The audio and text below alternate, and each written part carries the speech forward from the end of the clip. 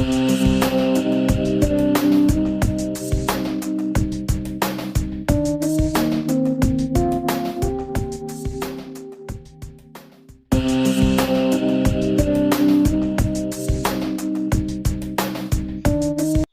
Namaste.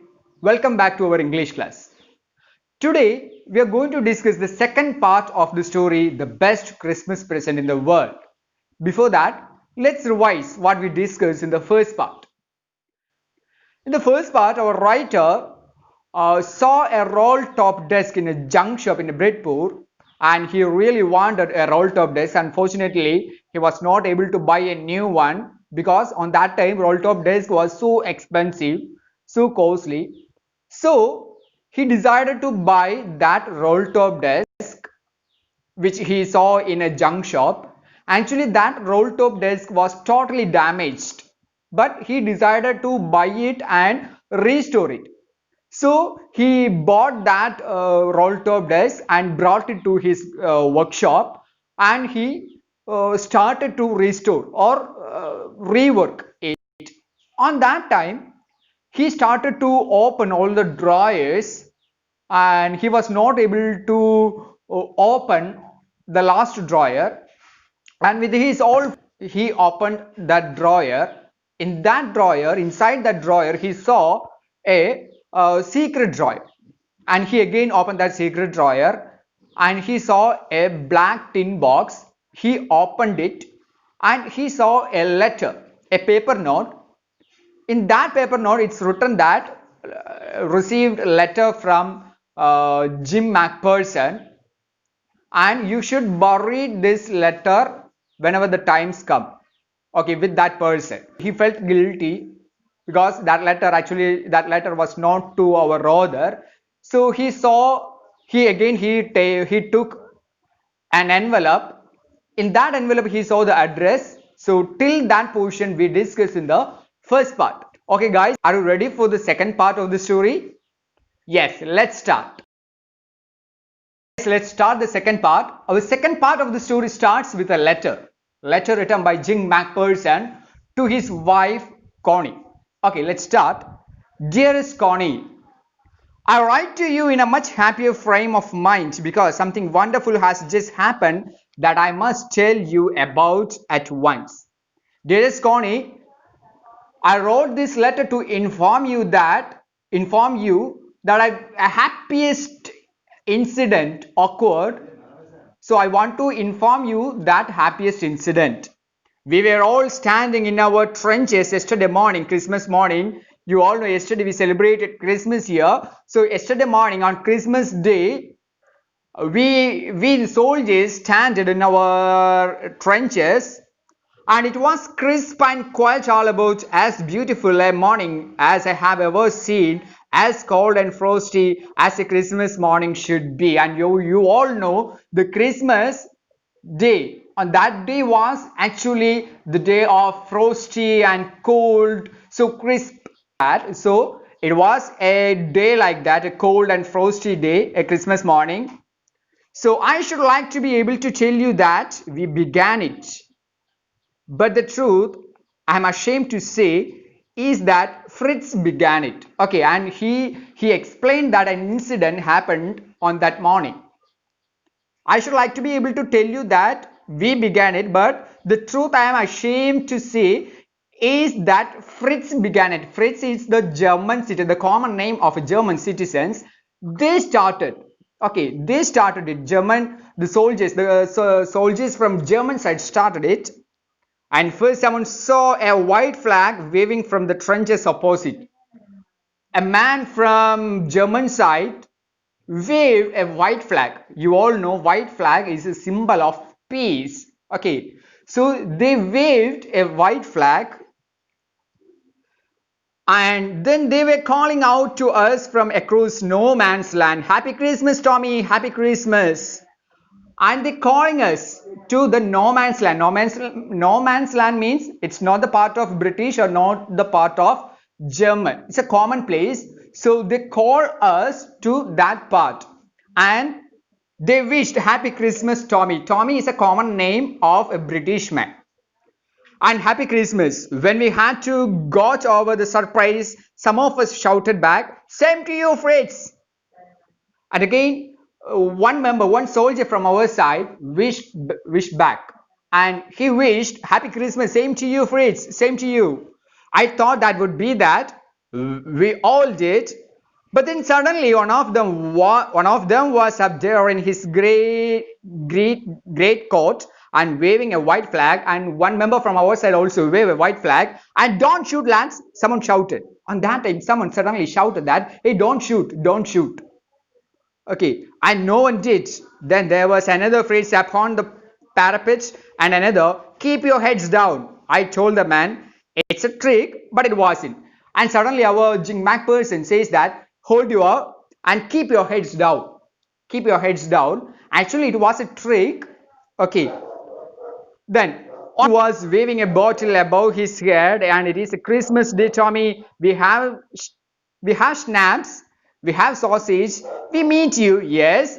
By this time, there were dozens of them walking towards us across no man's land, and not a rifle between them. On that time, we wished Happy Christmas each other, and one member from that side says that it was a Christmas day, and it was a Christmas day, so we need to celebrate it. We need to celebrate it, and with schnapps. Schnapps means a drink, a German drink made from grain. Okay, so we need to enjoy this Christmas day with schnapps.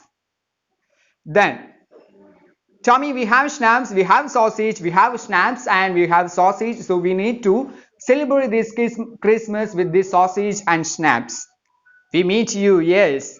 By this time, there were dozens of them walking towards us across no man's land, and not a rifle between them. On that time, a lot of soldiers from German sides walked towards our no man's land. No one keep a rifle with them. Okay, no one reached there for fighting. Then little Private Morris was the first up. "Come on, boys, what are we waiting for?" And one member says that, "What are we waiting for? Let's come. Let's enjoy the party. Come on, boys, what are we waiting for?" And then there was no stopping them. I was the officer, and our Jingmak person was a senior officer, the leader of that gang. And then there was no stopping. I was the officer. I should have stopped them there and then, I suppose, but the truth is that it never even occurred to me I should. Okay, and he was the senior officer in that gang, but he was the person to stop that, but he did not do that. Okay, and he was not ready to stop them. Okay, and he gave permission to enjoy the Christmas with the opposite team. All along their line and ours, I could see men walking slowly towards one another, grey coats, khaki coats, meeting in the middle, and I was one of them. I was part of this. In the middle of the war, we were making peace. Actually, that was the war period, war between the German side and British side, the First World War. Okay, but in between the war, they found time to celebrate the Christmas. Together they decided to celebrate the Christmas. You cannot imagine, dearest Connie, and again our Mac person says that, you cannot imagine. Connie, you can't imagine. I'm sure you can't imagine, dearest Connie, my feelings as I looked into the eyes of the Fritz officer who approached me, hand outstretched. "Hans Wolf," he said. And one soldier, an officer from other side, approached me and he introduced himself. "Hi, I'm Hans Wolf," he said, gripping my hand warmly and holding it. "I'm from Dusseldorf." Actually, I'm from Dusseldorf. My native place was Dusseldorf.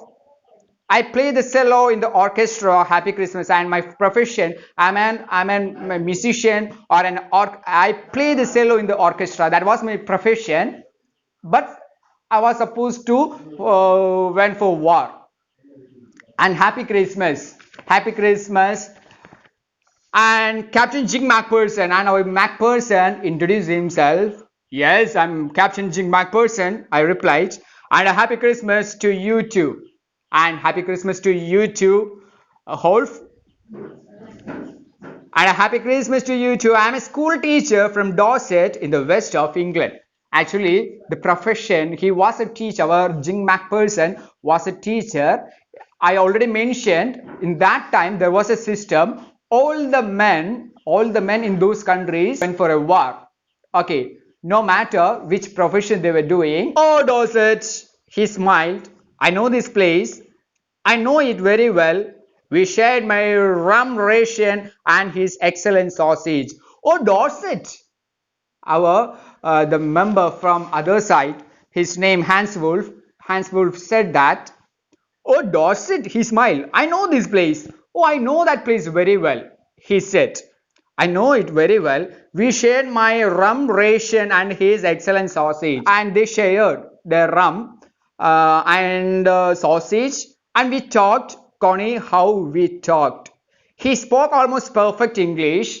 That German soldier spoke to me and he shared his experiences to me with a perfect English. But it turned out that he had never set foot in Dorset. But I'm sure he never set foot in Dorset.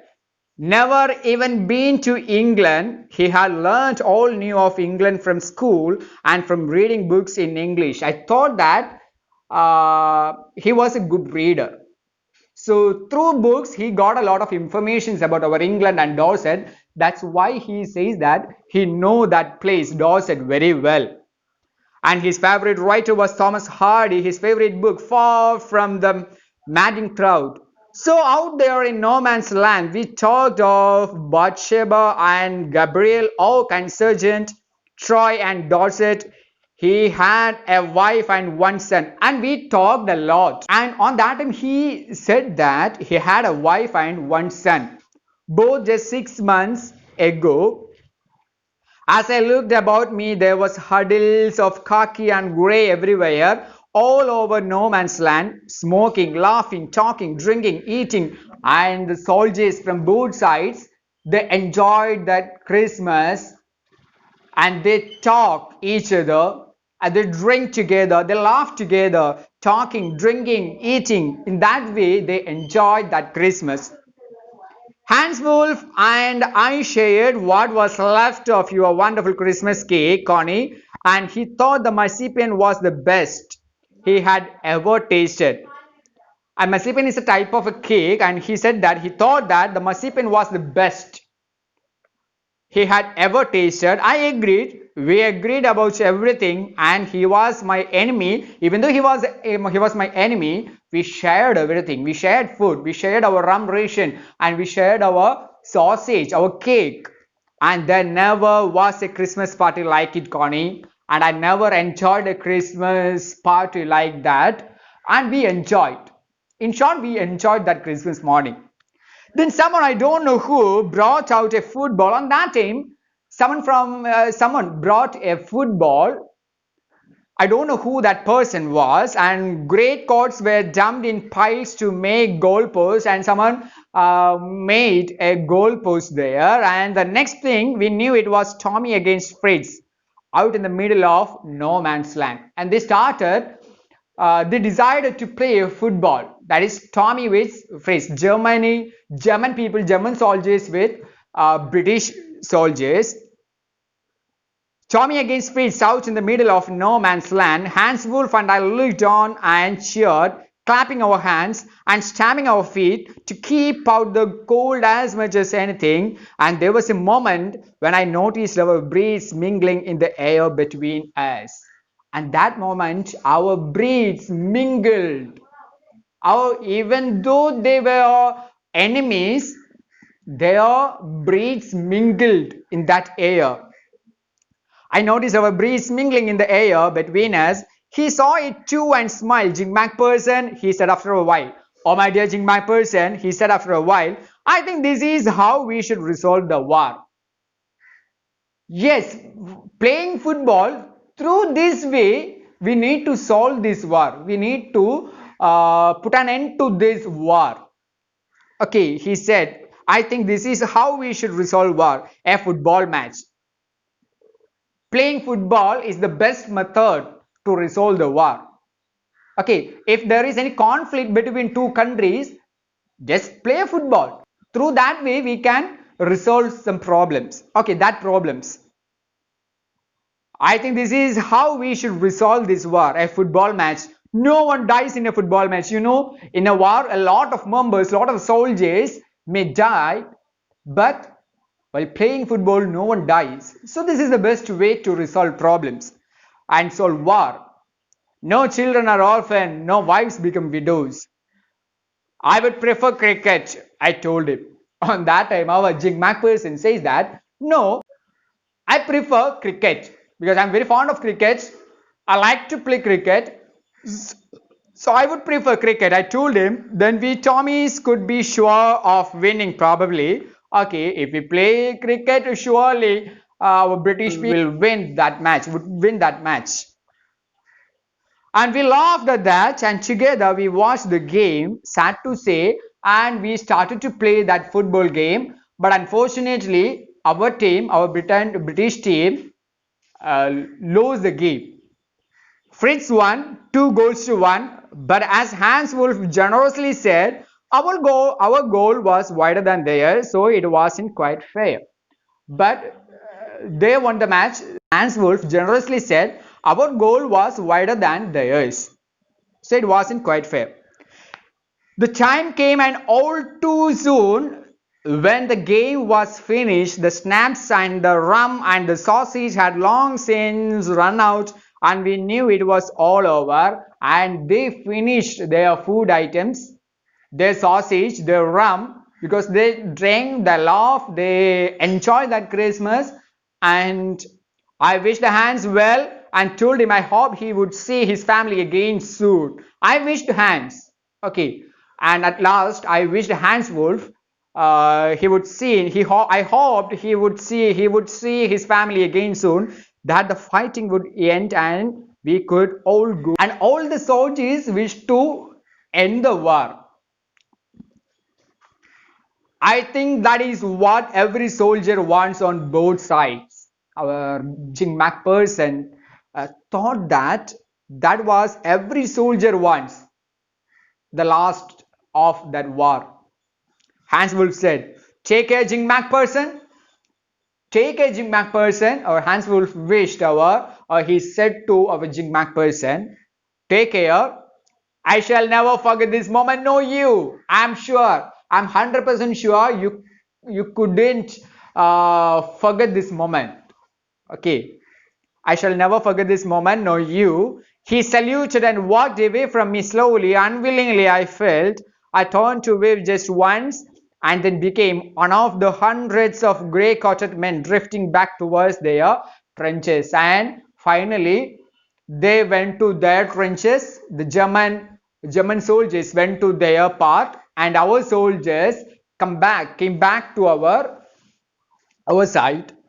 That night, back in our dugouts, we heard them singing a carol, and we danced. We sang a carol, and singing it quite beautifully. It was Stilly Natchet, Silent Night. Our boys gave them a rousing chorus of While Shepherds Watched. We exchanged carols for a while, and then we all fell silent. We exchanged carols. They sing together. Okay. And we exchanged carols for a while, and then we fell silent. We had our time of peace and goodwill, a time I will treasure as long as I live. And finally, we became so happy. And dearest Connie, by Christmas next year, this war will be nothing but a distant and terrible memory. I know from all that happened today how much both armies long for peace. We shall be together again soon, I'm sure of it. And dearest Connie, he concluded that letter like this. Dearest Connie, both teams, both German and Britain teams wish to end that war, wish peace. So maybe by the next Christmas, this war may end and we will enjoy the Christmas together. We shall be together again soon. I'm sure of it. Next part. I folded the letter again and slipped it carefully back into its envelope. Our author read the whole letter. After that, he folded it again and slipped it carefully back into its envelope. I kept awake all night. By morning, knew what I had to do. The next day, he thought what he can do. I kept awake all night. By morning, knew what I had to do. I drove into Bridpur, and he went to Bridpur. Just a few miles away, I asked a boy walking his dog where Copper Beaches was. A detailed address was mentioned in that envelope. So he met a boy and he asked that address. On that time, house number 12 turned out to be nothing but a burned out shell. House number 12, but on that time, that house number 12 was no more. That house was no more. House number 12 turned out to be nothing but a burned out shell. It's burned. That house was completely burnt. The roof gaping, the windows boarded up, and I knocked at the house next door and asked if anyone knew the whereabouts of a Mrs. Macpherson. And he inquired, he just knocked the nearby house, and on that time he inquired what happened to that house and what happened to the person lived in that house. He inquired. Oh yes, said the old man in his slippers. He knew her very well. On that time, a man from that house said that, yes, I know that lady, Mrs. Macpherson. I know that lady. Said the old man in his slippers. He knew her well.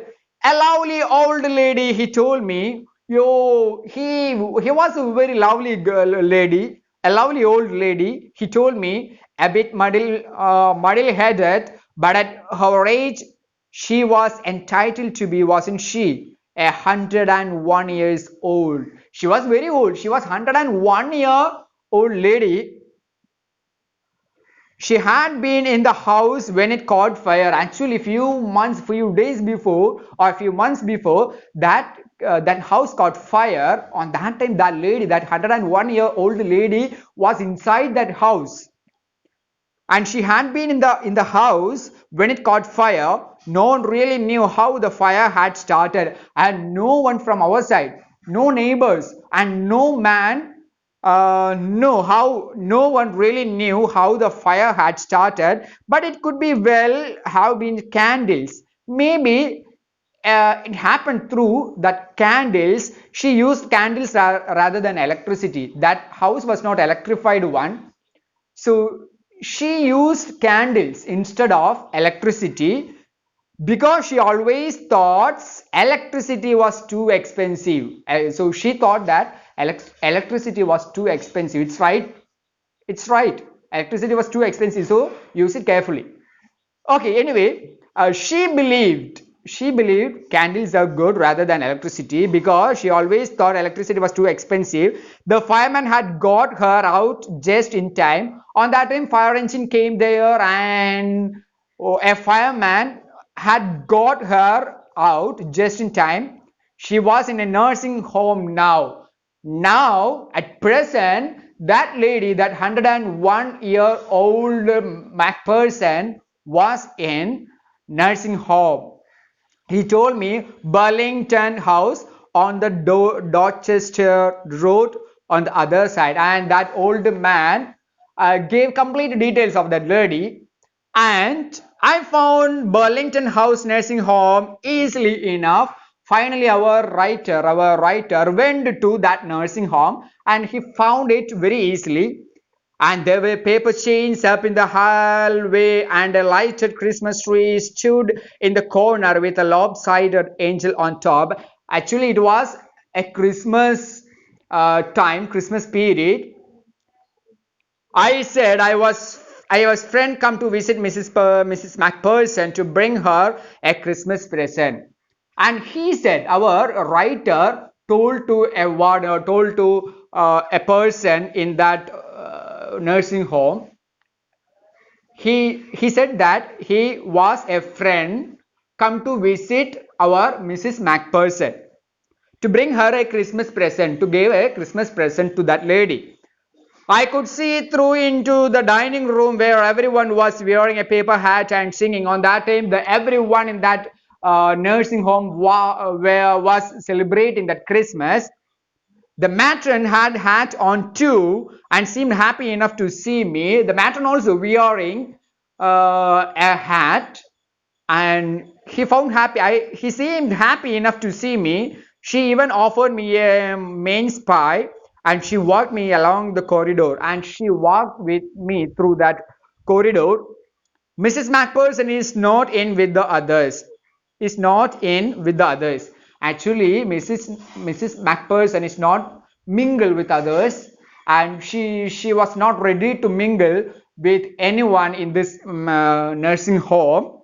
She told me she is rather confused today, so we thought it best if she had a good rest, and she lost her memory. She was 101-year-old lady, and she lost her memory, so she was not ready to mingle with other members in this nursing home.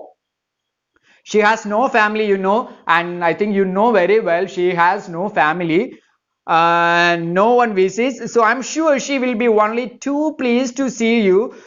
She took me into conservatory with wicker chairs and potted plants all around and left me. And she brought me into a special room, and the old lady was sitting in a wheelchair. That Mrs. Macpherson was in a wheelchair on that time, her hands folded in her lap, a complete old lady, and her hand was in her lap. She had silver white hair pinned into a wispy bun. She was gazing out at the garden. Hello, I said, and our writer greeted that lady. Hello, I said. She turned and looked up at me vacantly, and on that time he just looked into my face, and I wished, Happy Christmas, Mrs. Macpherson. Happy Christmas, Connie. I went on, I continue. And I found this, I think it's yours. Actually, I found this letter in a roll top desk. So I reached here, and our writer mentioned all those things. And he explained all those things. I think it's yours. As I was speaking, her eyes never left my face. And she never left her eyes from our writer's face. I opened the tin box and gave it to her, and our writer opened that black tin box, and took a paper or an envelope and gave it to our Mrs. Macpherson.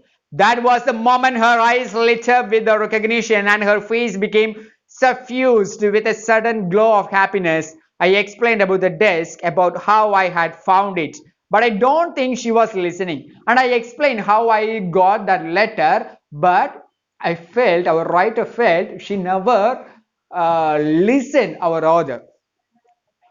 But I don't think she was listening. For a while, after a moment, she said nothing but stroked the letter tenderly with her fingertips, and he just touched that letter. Suddenly, she reached out and took my hand. Took our writer's hand, and her eyes were filled with tears. Suddenly, her eyes were filled with tears. He started to cry. And you told me you would come home by Christmas, dearest. Through that letter, you told me you could come on Christmas Day.